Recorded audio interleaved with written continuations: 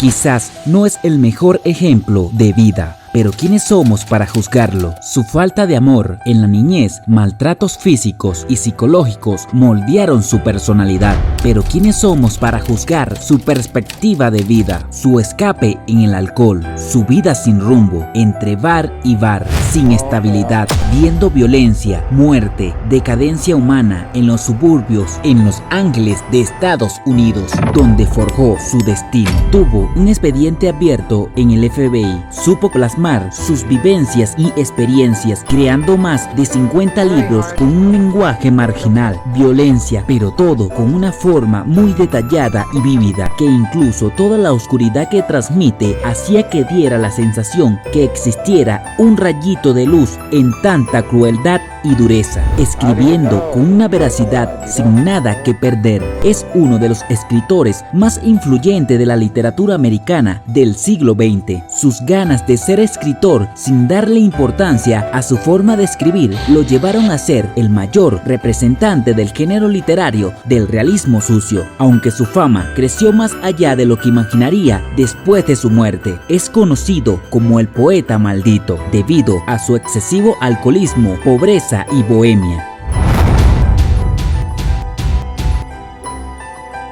Invéntate y vuelve a inventarte. Cambia tanto de tono y forma que no puedan encasillarte jamás. Charles Bukowski. Fulga destino. Heinrich Bukowski, estadounidense, jamás pensó que conocería a la madre de su único hijo en Alemania, Katharina Fett, en pleno servicio militar. En ese tiempo se libraba la Primera Guerra Mundial.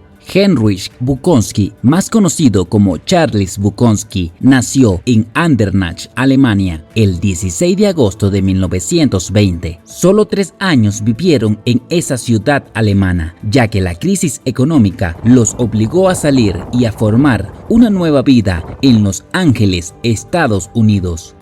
A los 5 años, Charles empieza a interpretar el mundo desde su punto de vista. Decía: yo tuve unos padres bastante terribles y los padres forman la mayor parte de tu mundo. No tienes otra cosa. Charlie se sentía enjaulado, su padre frustrado ante la imposibilidad de encontrar un empleo bien remunerado durante los años 20. Quería ser rico, pero no tenía talento, no tenía ningún don especial. Si yo hacía algo que él consideraba inadecuado, me llevaba una paliza.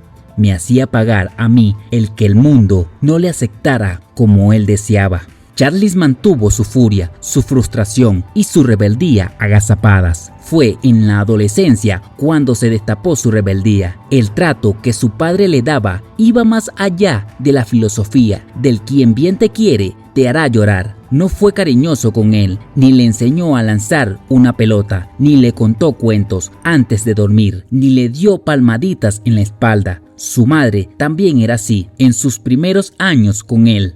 En una entrevista para la revista High Times, Bukowski asegura que su padre fue un gran maestro dentro de su literatura porque le enseñó el sentido del dolor sin razón. Y no solo en la casa sufría lo mismo, sino también en la escuela primaria Virginia Road, sus compañeros lo golpeaban.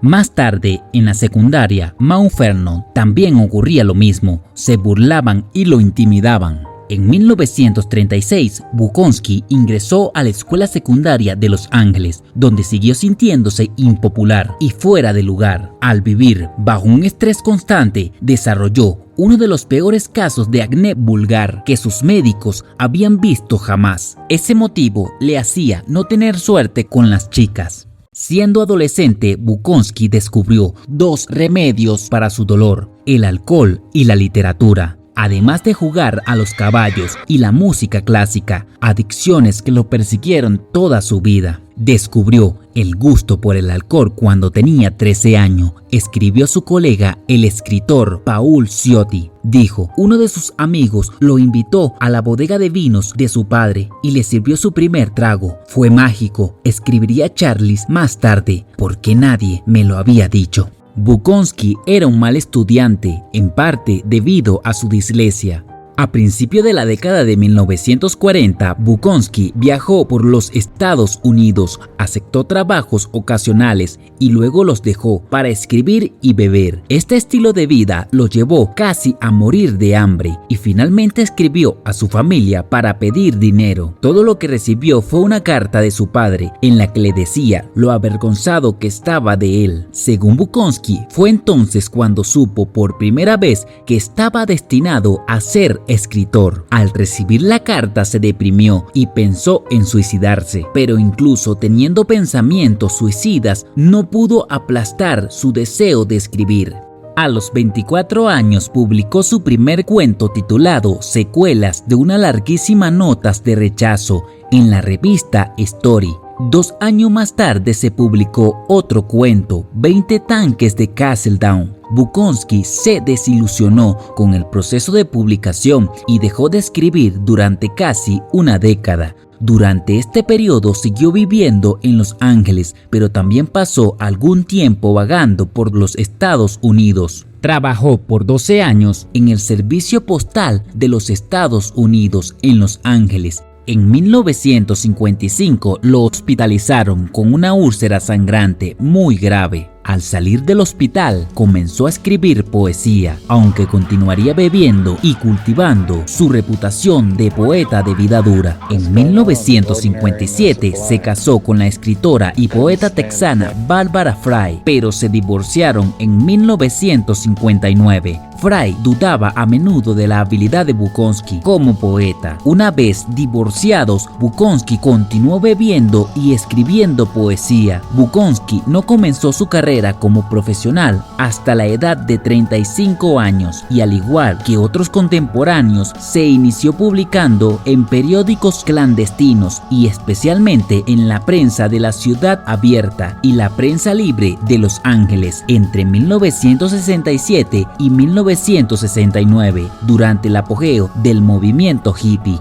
Fue John Martin, el fundador de la prensa Black Sparrow, quien cambiaría la vida de Bukowski para siempre. Le prometió un pago de por vida de $100 mensuales. En ese entonces Bukowski trabajaba en la oficina de correos y a sus 49 años tomó una decisión decisiva para su vida. Como él mismo explicó en una carta en ese entonces, tengo 2 opciones, permanecer en la oficina de correos y volverme loco o quedarme fuera y jugar a ser escritor y morirme de hambre. He decidido morir de hambre. Pasó menos de un mes tras dejar el trabajo en la oficina de correos cuando acabó su primera novela, titulada Cartero, un éxito de crítica y financiero. Vendió 75,000 copias en Estados Unidos y más de medio millón de copias en el extranjero. Le siguieron 3 novelas autobiográficas en la misma línea: Factotum 1975, Mujeres 1978 y Jamón y Centeno en 1982. En 1978, Bukowski leyó ante auditorios abarrotados en Alemania y fue aclamado por los medios europeos.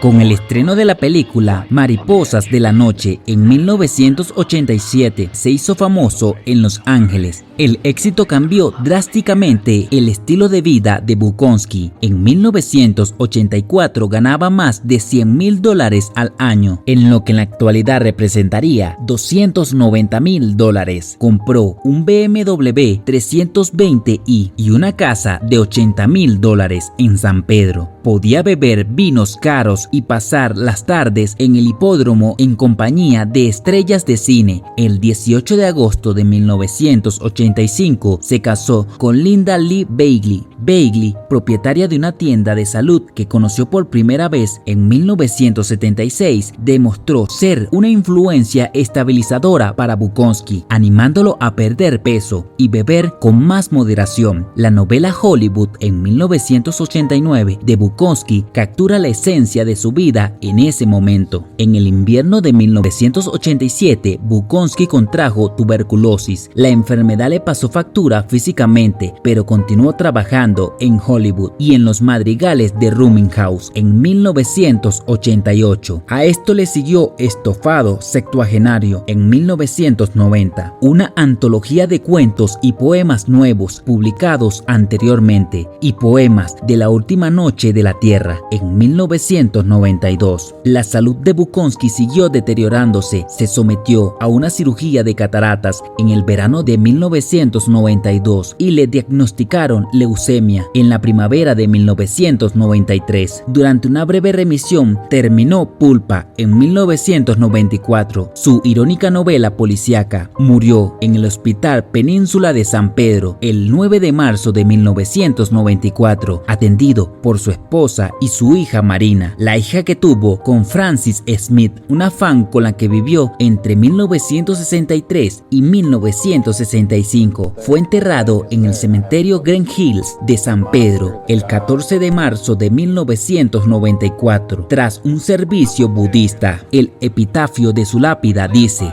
"No lo intentes".